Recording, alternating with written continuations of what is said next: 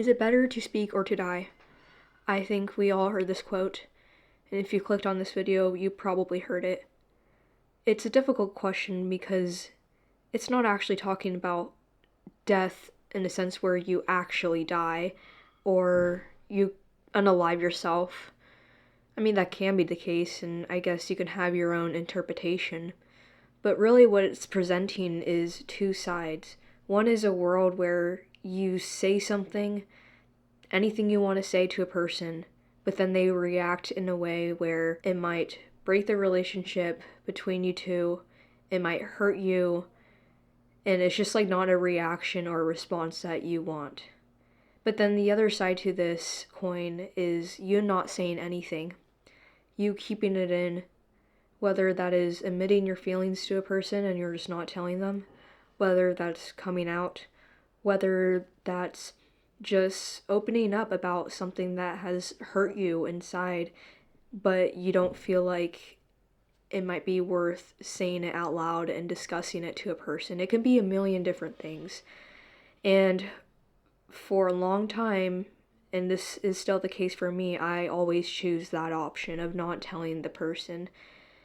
I think one of the reasons why is because I don't want to create a whole big argument, and I like to keep the peace in my life, but also more importantly, their life. Because in my life, it doesn't really matter whether or not I keep the peace, because not choosing to speak up and choosing to die instead, if you will, is inherently like ruining me. And like, I think that I care a lot about other people and how their mental well-being is, their physical and emotional well-being is too. But then sometimes I forget that like I can't just neglect mine, and it's always hard for me to recognize that I'm also a human being and I need to take care of myself. I sometimes think that if I sacrifice more myself to a person, that must mean I love them. And I don't think that's always true. I think you have to have some kind of healthy balance between taking care of yourself, watching over yourself, taking care of your mental and emotional well-being, and I think that can still coexist while loving someone, and you don't have to destroy yourself or lose yourself in loving someone. But the problem is that I don't think I learned how yet, and I'm not sure how to love someone without loving them intensely like that.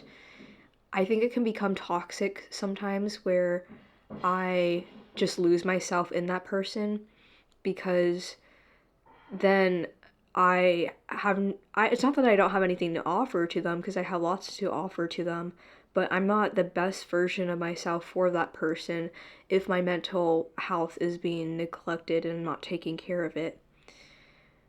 But the other part of my brain thinks that who cares, right? Because as long as the person that I love and I care about, if they're doing well, then I'm doing well. But I think that can be a lie sometimes. And who knows why I say that or think that. So, to circle back to the question, is it better to speak or to die? I think it is better to speak. But I don't know how to speak up when I have so many doubts about how a person may react. For example, I've had this crush on a girl for a very long time, and I've never told her, and I think that telling her might ruin the friendship.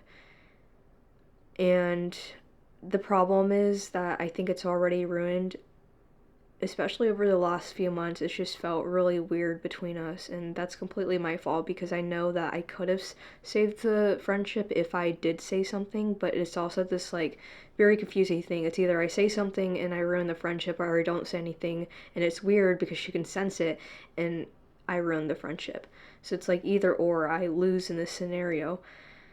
um I think I just need to step back and just think about this a little bit more.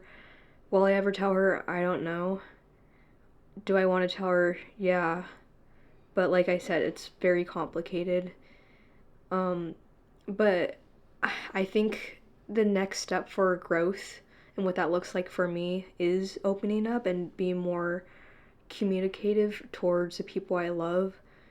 because if they hurt me, then I think they should know. But it's just like really hard because it's like I feel like I just don't care as much if I'm hurt. Like if they are hurt, I want them to come to me.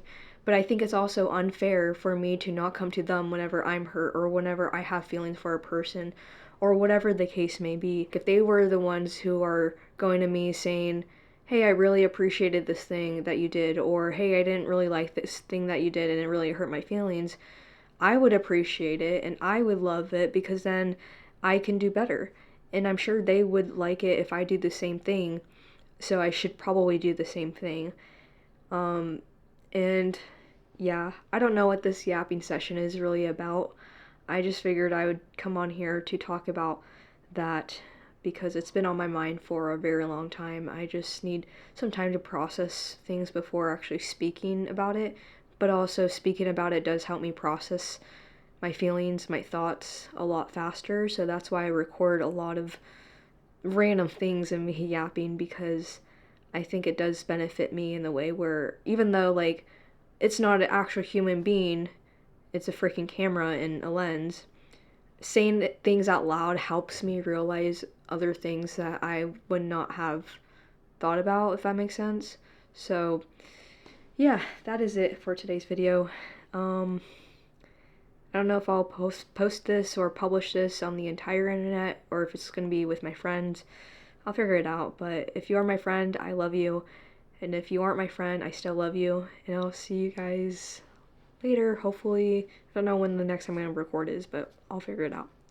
Bye. Love you.